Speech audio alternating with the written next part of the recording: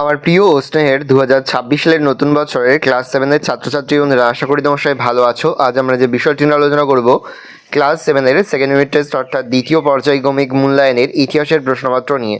দেখো, সরাসরি তুমি তোমার ক্লাস 7-এর ইতিহাসের প্রশ্নপত্রটা দেখতে পাচ্ছ। ফুল মার্কস তোমাদের রয়েছে 50, সময় তোমাদের রয়েছে 1 ঘন্টা 30 মিনিট। একের দাগে সঠিক উত্তরটি বেছে নিয়ে লিখো যে কোনো 9টি প্রশ্নে, মানে 1 করে 1 × 9 = 9। ইসলামীয় জগতে প্রধান শাসক ছিলেন সম্রাট, খলিফা, রাজা, সুলতান, খলিফা। পাইবক সিজদা বোঝা চালু করেন কুতুবুদ্দিন আইবক, ইলতুৎমিশ, রাজিয়া, গিয়াসউদ্দিন বালবান।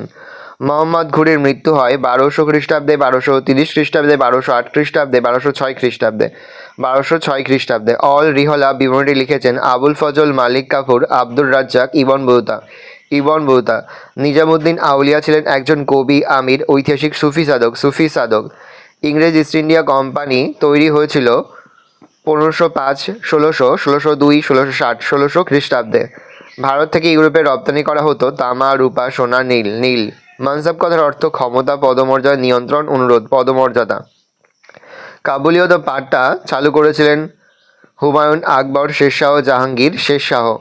চিরাগি দিল্লি কথাটির অর্থ দিল্লির বাজার, দিল্লির প্রদীপ, দিল্লির নগর, দিল্লির শহর, দিল্লির প্রদীপ। বিলগ্রামের যুদ্ধ হয়েছিল 1526, 1540, 1539, 1527, 1540। দুয়ে থেকে দুই এক কথায় উত্তর দাও যে কোনো 8টি। বাংলায় ভক্তিবাদের প্রচার কে শুরু করেছিলেন? শ্রী চৈতন্যদেব। মালিক কাফুর কে ছিলেন? আলাউদ্দিন খলজির সেনাপতি ছিলেন মালিক কাফুর। পানিপথের প্রথম যুদ্ধ কত খ্রিস্টাব্দে হয়? 1526 খ্রিস্টাব্দে। মোগল আমলে ভারতের প্রধান বন্দর কি ছিল? সুরাট। দিনেমার কাদের বলা হয়? দিনেমার ডেনমার্ক এর অধিবাসীদের বলা হয়। কিলা মুবারক কি নামে বিখ্যাত? লালকেল্লা। বাংলায় কোথায় ফরাসিদের ঘাঁটি ছিল? চন্দননগর। তহশিলের ব্যবস্থা কত খ্রিস্টাব্দে চালু হয়? 1580 খ্রিস্টাব্দে। বাংলার প্রথম স্বাধীন সুলতান কে ছিলেন? শামসুদ্দিন ইলিয়াস শাহ। খানোয়ার যুদ্ধ কত খ্রিস্টাব্দে হয়? 1527 খ্রিস্টাব্দে। জাবতি বলতে কি বোঝায়? জাবতি একটি ঐতিহাসিক ভূমি রাজস্ব ব্যবস্থা যা মুঘল আমলে প্রচলিত ছিল। এই ব্যবস্থায় জমির উৎপাদনশীলতা এবং ফসলের বাজার মূল্য বিবেচনা করে রাজস্ব নির্ধারণ করা হতো। মূলত এটি একটি নগদ ভিত্তিক রাজস্ব ব্যবস্থা ছিল। আমুক্তমাল্যা গ্রন্থটির লেখক কে ছিলেন? কৃষ্ণদেব রায়। সত্য মিথ্যা লেখো। সিরি শহরটি নির্মাণ করেন মোহাম্মদ বিন তুগলক। মিথ্যা। সঙ্গম বংশের শ্রেষ্ঠ রাজা ছিলেন দ্বিতীয় দেবরায়। সত্য। রাজিয়া ছিলেন দিল্লির সিংহাসনের প্রথম মহিলা শাসক। সত্য। 4 দাগে 2 থেকে 3টি বাক্যতে যে কোনো 5টি। 12 ভূঁইয়া বলতে কাদের বোঝায়? জাহাঙ্গীরের আমলে বাংলার হিন্দু জমিদার এবং আফগানরা মুঘলদের বিরুদ্ধে বহুবার বিদ্রোহ করেছিলেন। এদের একসঙ্গে 12 ভূঁইয়া বলা হতো। 12 ভূঁইয়া বলা হলেও প্রকৃতপক্ষে এদের সংখ্যা ছিল 12-র অনেক বেশি। এদের মধ্যে কয়েকজন ছিলেন ঈশা খান, তার পুত্র মুসা খাঁ, কেদার রায়, প্রতাপাদিত্য, উসমান খাঁ, মুজ্জিলুব কুতুব, রামচন্দ্র, আন্তমানিক্য প্রমুখ। সিজদা ও পাইবস কি? রাজকীয় ক্ষমতা জাহির করার জন্য দিল্লির শাসক গিয়াসউদ্দিন বালবান সিজদা ও পাইবস নামক পারস্যিক রীতি দুটি চালু করেছিলেন। সুলতানকে সাষ্টাঙ্গ প্রণাম করা হলো সিজদা, আর পাইবস ছিল সম্রাটের পদযুগলে চুম্বন করার এক প্রথা। ইকতা ও ইকতাদার বলতে ইকতা। দিল্লির সুলতানরা বিভিন্ন রাজ্য জয় করে তাদের সাম্রাজ্যের আয়তন বাড়িয়েছিলেন। সুলতানরা যেসব রাজ্য জয় করতেন সেই রাজ্যগুলি এক একটি প্রদেশের মতো ধরে নেওয়া হতো। এই প্রদেশগুলিকেই বলা হতো ইকতা। ইকতাদার। ইকতার দায়িত্বে থাকতেন একজন সামরিক নেতা, তাকে বলা হতো ইকতাদার বা মুফতি বা ওয়ালি। ইকতাগুলি থেকে কর আদায় করা এবং শান্তি শৃঙ্খলা বজায় রাখার দায়িত্ব থাকতো ইকতাদারদের ওপর। ইকতাদাররা সম্পূর্ণভাবে সুলতানের নিয়ন্ত্রণে থাকতেন। হুন্ডি বলতে কি বোঝো? তুর্কি শাসকদের আমলে সারাফরা এক ধরনের কাগজ চালু করে। বণিকরা কোনো এক জায়গায় সারাফকে টাকা জমা দিয়ে সেই কাগজ কিনত এবং অন্যত্র তা ভাঙিয়ে নিতে পারত। এই কাগজকে বলা হতো হুন্ডি। সুলহইকুল কি? মুঘল সম্রাট আকবর কোনো ব্যক্তি বা গোষ্ঠীর প্রতি পক্ষপাত না করে সকলের প্রতি সহনশীলতা এবং সকলের জন্য শান্তির পথ গ্রহণ করেন। এই পথকেই বলা হয় সুলহইকুল। পাট্টা ও কবুলিয়ত কি? কবুলিয়ত শের শাহের রাজস্ব ব্যবস্থায় কৃষক জমিতে নিজের স্বায়ত্তের বিনিময়ে রাজস্ব দেওয়ার কথা কবুল করে রাষ্ট্রকে যে দলিল দিত তা কবুলিয়ত নামে পরিচিত। পাট্টা কৃষকের নাম, জমিতে কৃষকের অধিকার, কত রাজস্ব দিতে হবে প্রভৃতি লিখে শেরশাহ যে দলিল কৃষককে দিত তা পাট্টা নামে পরিচিত। দিনিলাই কি? সুলহইকুল আদর্শের বিনিময়ে আকবর একটি ব্যক্তিগত মতাদর্শ গড়ে তুলেছিলেন যাকে বলা হয় দিন ইলাহি। পানিপথের প্রথম যুদ্ধ কত খ্রিস্টাব্দে কাদের মধ্যে হয়? 1526 খ্রিস্টাব্দে বাবরের সঙ্গে ইব্রাহিম লোদির মধ্যে পানিপথের প্রথম যুদ্ধ হয়েছিল। পরে হচ্ছে 4 থেকে 5টি বাক্য উত্তরে যে কোনো 4টি প্রশ্নের মান 3 করে 3 গুণ 4 সমান সমান 12। প্রথম, সুলতানা রাজিয়ার কৃতিত্ব আলোচনা করো। প্রথম পয়েন্ট করে ভূমিকা। ইলতুৎমিশ মারা যাবার পর অভিজাতরা ইলতুৎমিশের পুত্র রুকুদ্দিন ফিরোজকে সিংহাসনে বসিয়ে দেন, কিন্তু রুকুদ্দিন ফিরোজের অযোগ্যতা সাম্রাজ্যে বিশৃঙ্খলা দেখা দেয়। এই সুযোগে রাজিয়া অযোগ্য রুকুদ্দিন ফিরোজকে হত্যা করে দিল্লির সিংহাসনে বসেন। রাজিয়ার কৃতিত্ব। সুলতানি রাজিয়া ছিলেন একজন সুযোগ্য শাসক এবং তার কৃতিত্বগুলি হলো: 1. শান্তি প্রতিষ্ঠা। সিংহাসনে বসেই রাজিয়া চারিদিকের বিশৃঙ্খলা দূর করে সাম্রাজ্যের শান্তি প্রতিষ্ঠার উদ্যোগী হন। দক্ষ শাসন পরিচালনা।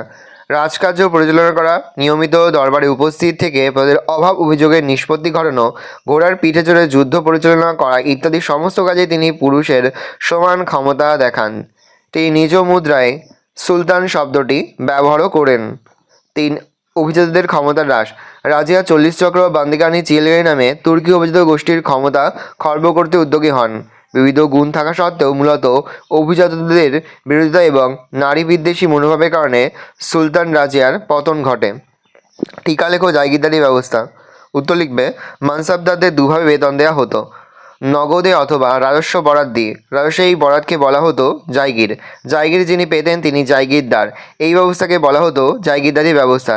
যে রাজস্ব আদায় করা হতো তার এক অংশ দিয়ে জায়গিররা নিজেদের ভরণ পোষণ করত এবং কোরাসাওয়ারদের দেখাশোনা করত।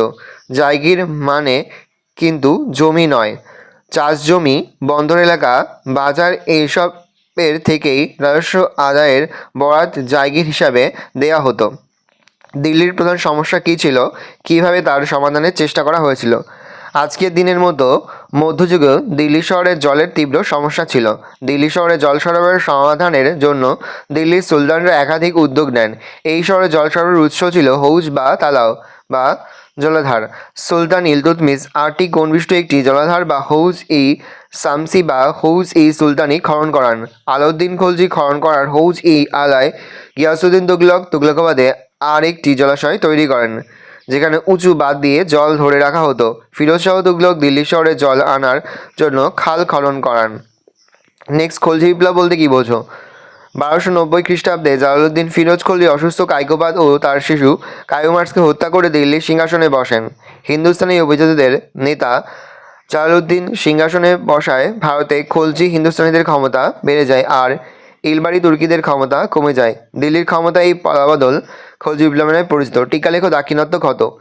খ্রিস্টীয় সপ্তদশ শতকে ঔরঙ্গজেবের সময়ে মারাঠাদের শক্তি অনেক বেড়ে গিয়েছিল। ঔরঙ্গজেব ভেবেছিলেন যে দক্ষিণী রাজ্যগুলিকে জয় করতে পারলে সেখানে অনেক বেশি রাজস্ব আদায় করা যাবে, তার সঙ্গে মারাঠাদের দমন করাও সহজ হবে। ঔরঙ্গজেবের আমলে মুঘলরা বিজাপুর ও গোলকোন্ডা দখল করেছিল। মুঘল সাম্রাজ্যের আয়তন এত বড় আগে কখনো হয়নি, কিন্তু বাদশাহ যা ভেবেছিল তা হলো না। তার বদলে বহু বছরের রক্তাক্ষয়ী যুদ্ধে মুঘলদের অনেক আর্থিক ক্ষতি হলো। দাক্ষিণাত্য যুদ্ধে এই ক্ষত আর সারল না। মারাঠা নেতা শিবাজিকেও স্বাধীন রাজা বলে মেনে নিতে হলো। 25 বছর ধরে যুদ্ধ করে ঔরঙ্গজেব শেষে দাক্ষিণাত্যেই মারা গেলেন। নেক্সট 6 দাগে 8 থেকে 10টি বাক্য উত্তরে যে কোনো দুটি প্রশ্নের মান 5 করে 5 গুণ 2 সমান সমান 10। প্রথম, আলাউদ্দিন খলজির বাজারদর নিয়ন্ত্রণ ব্যবস্থা সম্পর্কে আলোচনা করো। ভেরি ভেরি ইম্পর্টেন্ট, দেখে নাও।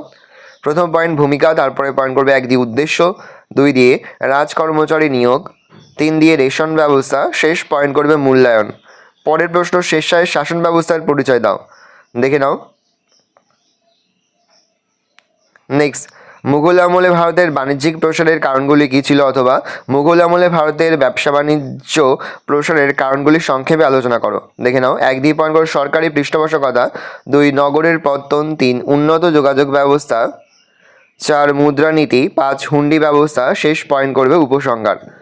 ভালো করে দেখে নাও। এই রোজ টোটাল তোমাদের সেকেন্ড ইউনিট টেস্ট অর্থাৎ দ্বিতীয় পর্যায়ক্রমিক মূল্যায়নের ক্লাস 7-এর ইতিহাসের প্রশ্নপত্র। ভালো করে প্রশ্নপত্রটা দেখে নাও। আশা করি ভিডিওটা ভালো লেগেছে। ভিডিওটা ভালো লাগলে ভিডিও লাইক করে দিন। আমার নতুন হওয়া তাহলে সাবস্ক্রাইব প্রেস করে পাশে বেল আইকন প্রেস করে নতুন করে ভিডিও আপলোড করি সবার ফার্স্ট নোটিফিকেশন পেয়ে যাও। আর এই ভিডিওটি তোমার বন্ধু বান্ধবী আত্মীয়স্বজন সবার মধ্যে কিন্তু অনেক শেয়ার করে দেওয়া। বছর ক্লাস 7-এ পড়ছে। আমরা কিন্তু ইতিমধ্যেই ক্লাস 7-এর প্রতি বিষয়ের সিলেবাস, প্রশ্নকার এবং নমুনা প্রশ্নপত্র কিন্তু আপলোড করে দেন এখনও পর্যন্ত। সেই ভিডিওগুলো না দেখে থাকো, ভিডিওগুলো কিন্তু তাড়াতাড়ি দেখে নাও। ভালো করে কোশ্চেনটা দেখে নাও।